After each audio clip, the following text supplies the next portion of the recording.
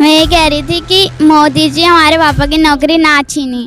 लेकिन अब बस यही सुनने को आ रहा है हर साल फिजिकल दो, अब ड्यूटी से निकाल देंगे, हम कहाँ जाएंगे। मेरा तो रोजगार ही यही है और अभी से मुझे इसकी परवरिश की टेंशन हो रही है कि मैं इसको परवरिश कैसे दूंगी अगर नौकरी छूट जाएगी तो। घर घर थोड़ी ना हम बर्तन मांजेंगे 15 साल वर्दी पहनने के बाद, या कोई भी काम अब कहाँ से कर लेंगे। जब 15 साल हमने थाने में नौकरी करी है, पढ़ाई लिखाई करके बीए करने के बाद, ग्रेजुएशन करने के बाद थाने में नौकरी करके अब झाड़ू पोछे का ऑर्डर दे रहे हैं। डीजी साहब खड़े होकर स्टेज पे बोल रहे हैं 2 महीने बाद नौकरी चली जाएगी। झाड़ू पोछा कर लो या समोसे की रेडी लगा लो या खाना बना दो किसी के घर में जाके, कहाँ से होगा ये। इतनी गंदी गंदी बात हम लोगों को बोला है कि मतलब आप लोग रेडी लगाओ, आप लोग किसी के घर में खाना बनाओ, आप लोग तो ये करो वो करो। बहुत बुरी बुरी बात जो एक सुरक्षा जवान को नहीं बोला जाना चाहिए। हमने बंदूक का भी मस्कटरी ट्रेनिंग किया है।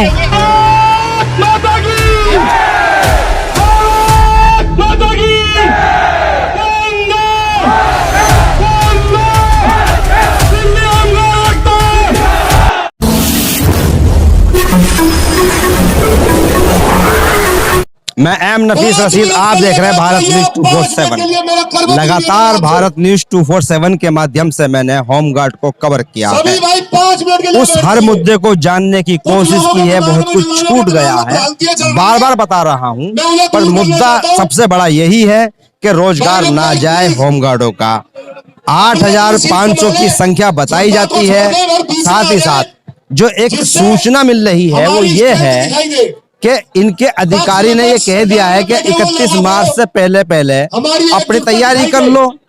कोई लिखित में नहीं, मौखिक कहा गया है। मौखिक, जब मौखिक कहा जाता है तो मौखिक में बहुत कुछ बदल जाता है। मेरा सवाल यही है कि तुमसे किसने कहा, लिखित में कहा, क्या कहा, क्या सरकारी कोई आदेश है या नई भर्ती के नाम से डर गए हैं?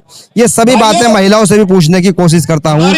महिलाएं बेटी भी बहुत से हैं यहाँ पर। क्या नाम है आपका? मेरा नाम दया कौर है। दया कौर जी, यहाँ कब पहुँचे आप? मैं सुबह 9 बजे आ गई थी। क्यों आए हैं? हम अपने लिए नौकरी बचाने के लिए धरने पे आए हैं, अपनी नौकरी बचाने के लिए। किसने कहा नौकरी जा रही है आपकी? हमारे अफसरों ने बोला है कि भाई नई भर्ती निकाल दी है और उन्हें बोला है कि भाई सरकार ने निकाल दिए जाओगे, आप 8,200 कुछ निकाल दिए जाओगे। कोई लिखित, कोई पर्ची, कोई ऐसी चीज सामने आई जिससे मान लिया जाए कि ये सच है? लिखा हुआ है सर।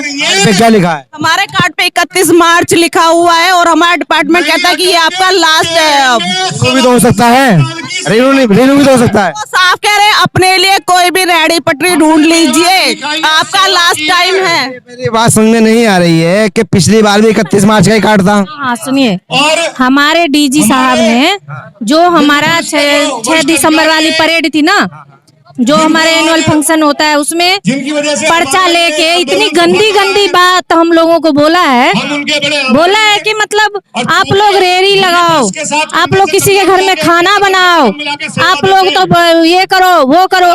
बहुत बुरी बुरी बात जो एक सुरक्षा जवान को नहीं बोला जाना चाहिए।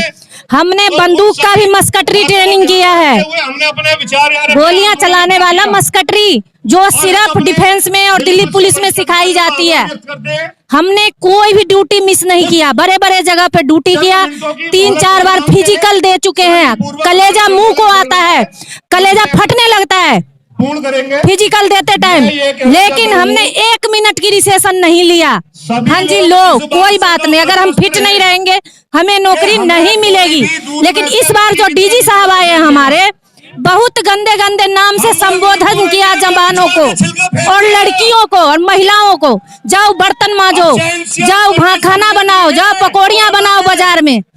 जब सारे जगह का संशोधन हो सकता है तो होम गार्ड से ये मुंबई एक्ट क्यों नहीं हटाई जाती? दिल्ली में सारे राज्यों में रेनुअल किया जाता है, रेनुअल किया जाता है। हमें तो कुछ नहीं चाहिए, हम आपसे पीएफ फंड डीए कुछ मांग रहे हैं? कुछ नहीं मांग रहे चाहिए। अरे इज्जत की नौकरी तो करनी हो कि कम से कम चोरी ना करें, कम से कम हमारे मन में हीन भावना ना हो कि आत्महत्या कर ले।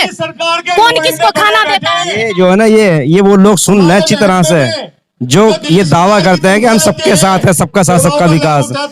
इसमें एक बात और मैं जानना ही चाह रहा था कि आप लोगों को यानी कि 10-10, 15-15 साल हो गए सर्विस करते हुए, इससे पहले भी कभी समस्या आई ऐसी समस्या पहले भी कभी आई है? हाँ, 5 साल पे हमने जो केजरीवाल की जब सरकार बन रही थी तब उन्होंने हमारा रेन्यू करवाया था, साथ नहीं दिया, वो तो हट गए थे उस टाइम, लेकिन हमारी रेन्यू हो गई थी 5 साल से 7 साल के लिए, फिर 7 साल से 9 साल के लिए, फिर 9 साल से ले हम 13वां 14वां साल चल रहा है हमारा।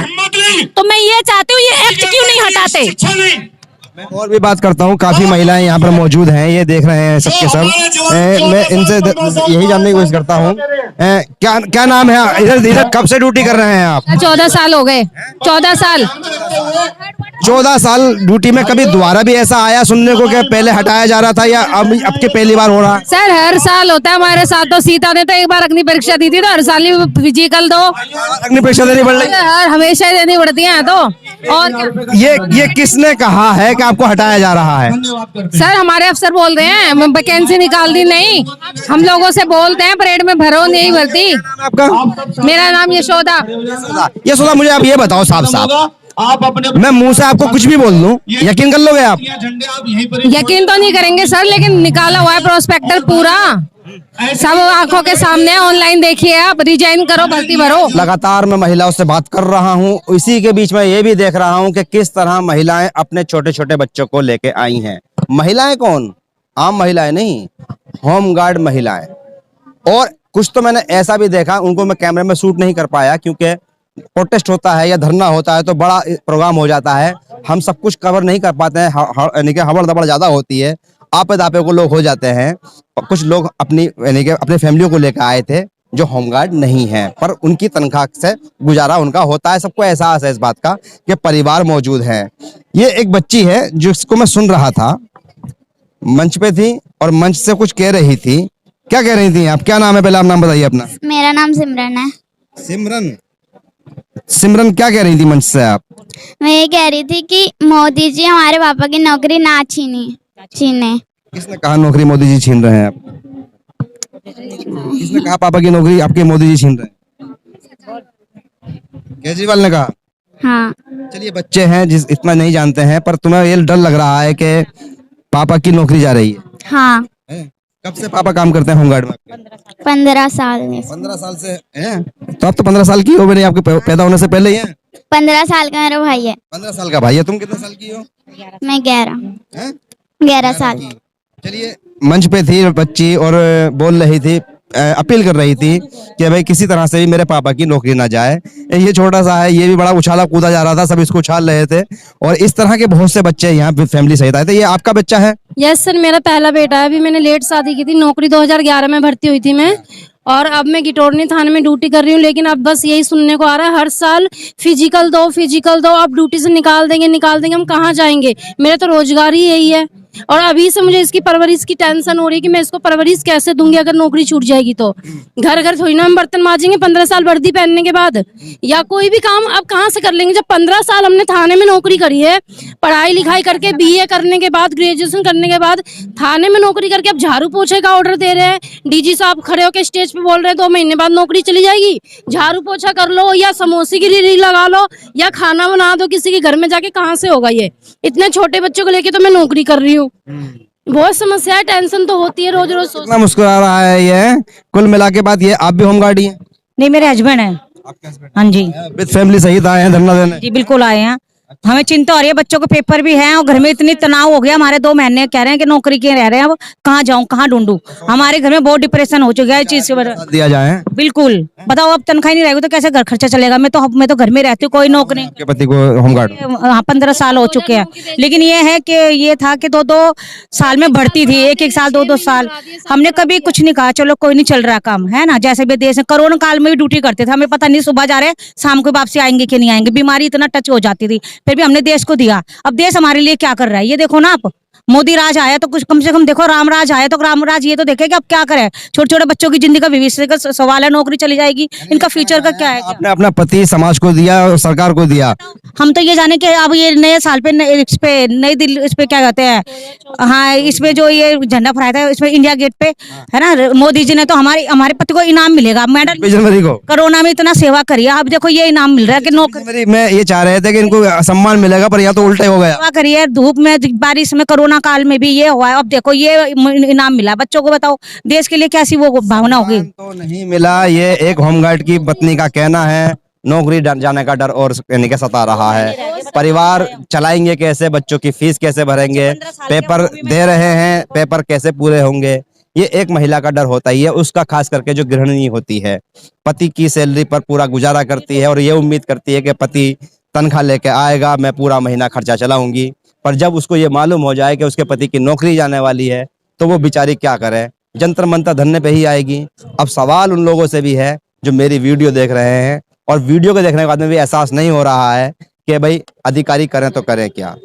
दफ्तरों में बैठे हुए हैं, कोई ऐसा प्लान बनाइए, मध्यस्थता का रास्ता निकालिए कि नई भर्ती भी रद्द ना हो और पुराने वालों को भी ना हटाया जाए, जिससे कि सबके परिवार चलते रहें। नयों का जरूरी है तो पुरानों का भी जरूरी है। और एक सवाल, 15 साल की सर्विस करने के बाद में अगर कोई पढ़ाए तो कैसे, मतलब कोई पढ़े तो कैसे पढ़े, दौड़े तो कैसे दौड़े, कैसे फिजिकल पूरा करे, बस इतना सवाल मेरे चैनल पे कमेंट्स बॉक्स में दे दीजिएगा। मैं समझ जाऊंगा कि आप चाहते क्या हैं, वरना मैं तो यही कहूंगा कि 2024 और 25 की तो तैयारी नहीं है। मैं एम नफीस रशीद, आप देख रहे थे भारत न्यूज 247।